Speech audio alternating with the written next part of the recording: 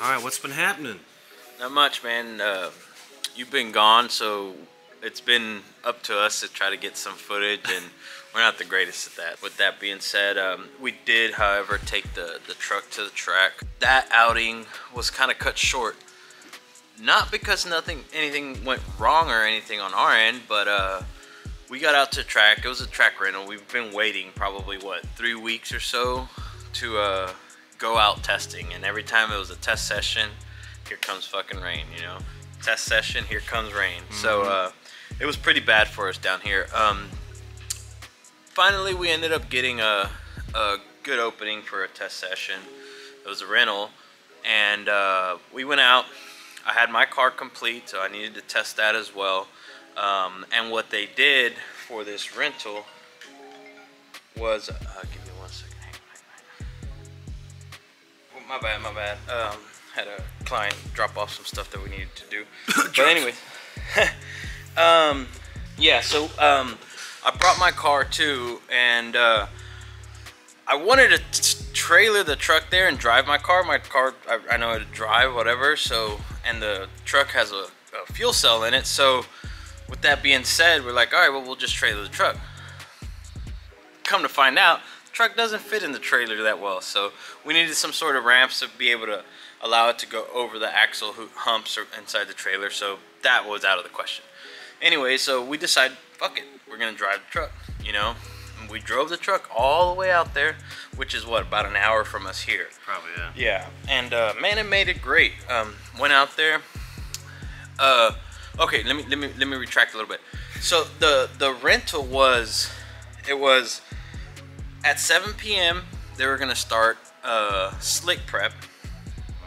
No, 6 p.m. they were gonna start slick prep, and at 8 p.m. it was gonna be radial prep.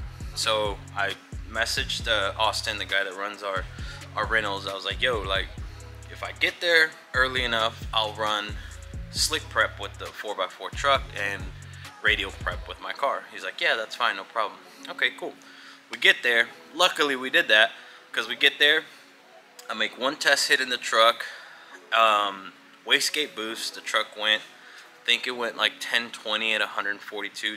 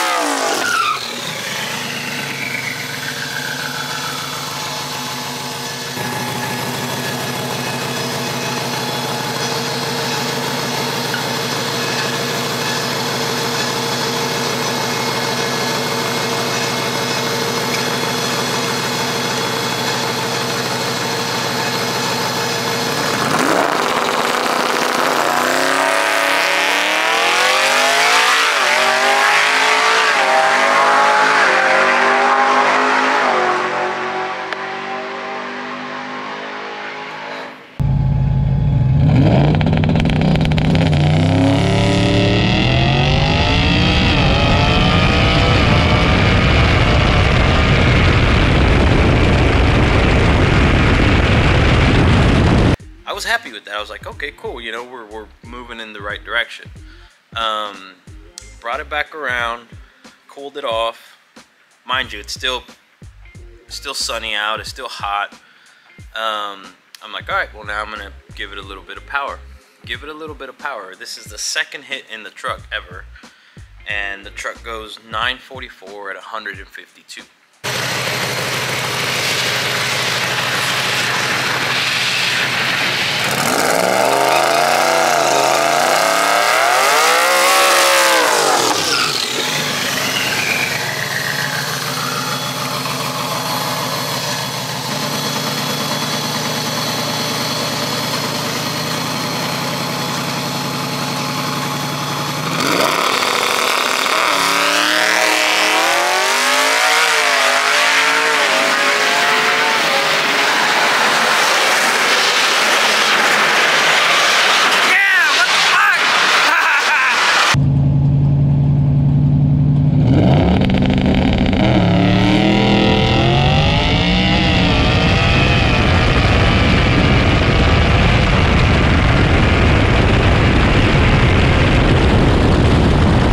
Still with the 1.560, so it was real soft on the leave.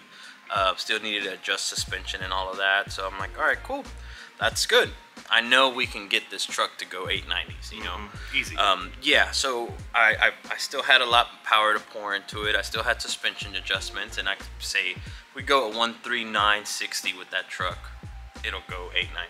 So anyways, we're letting it cool down. We're chilling, you know, hanging out a little bit. 8 o'clock comes around.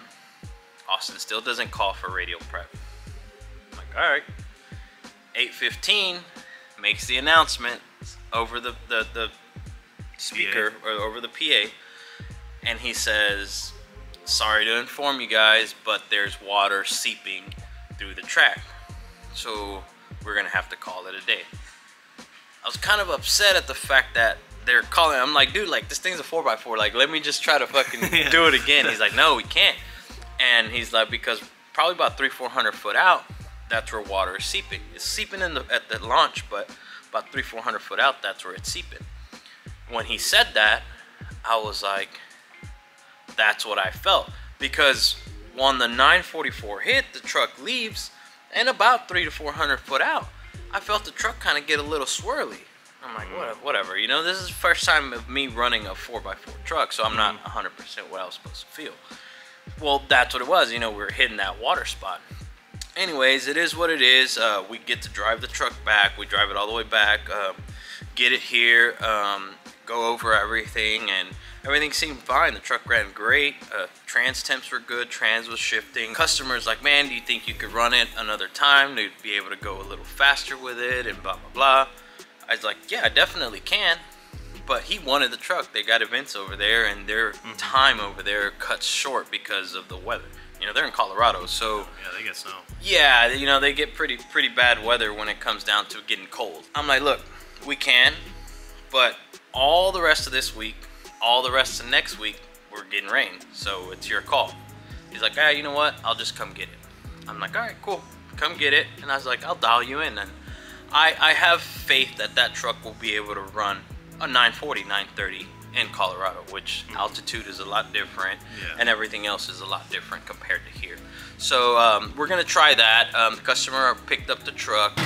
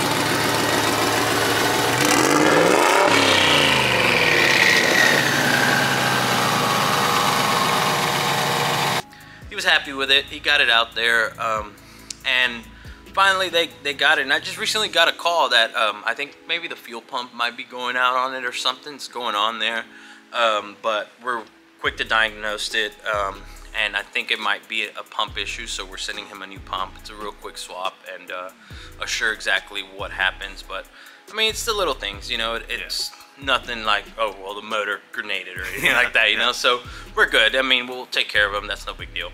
But yeah, man, I'm super happy with the truck. I'm stoked that the truck ran as fast as it did. I didn't expect it. I mean, I had told the customer from the get, I was like, man, if I get a 940, 930 out of the truck, like, that's plenty, you know. But and it did that with the yeah, I did that on the second hit. Truck scaled in with me in it at 4660, I think it was. I don't even think, like, I didn't think it was gonna be that heavy, but because we did take some weight out of the car, or the truck, and it's still, man, but for it to run that fast at that weight, dude, it's awesome. Not bad. Yeah, it's awesome. So I'm happy with it. I'm content. Right before we left, he ended up deciding to pull the trigger on us adding a second seat. I think I might have a little bit of footage of the inside of it with the second seat in it. We did a really nice shoot handle on it and stuff like that. So, but yeah, anyways, the truck is back over there. And they were actually going to test this past weekend. Got out to the track and ended up raining. So, I mean, I feel bad for the guy, you know, because he's just consistently getting smashed with poor weather, all the weather shit. So we're sitting here, we're trying to fight it. The truck runs good. Looks good with the new wheels and everything. The chute set up on it, both Kirkies. It looks good, man, and I'm happy with it, and he's happy. So you know, that's where we're at now, and that's what we've been doing for the past few weeks, is getting that completed and getting it ready for him to come pick up. So we got some cool projects. I have some stuff that I've done to this car that we don't want to show it off just yet, but I can promise you that we're gonna go fast. We're gonna go really fast. I mean, just this intercooler right here should say that. That is a monster intercooler. How wide is it? Do you know? It's a 28-inch wide. And 28 inches wide, 18 inches tall. And like probably what? 6 inches deep. Yeah.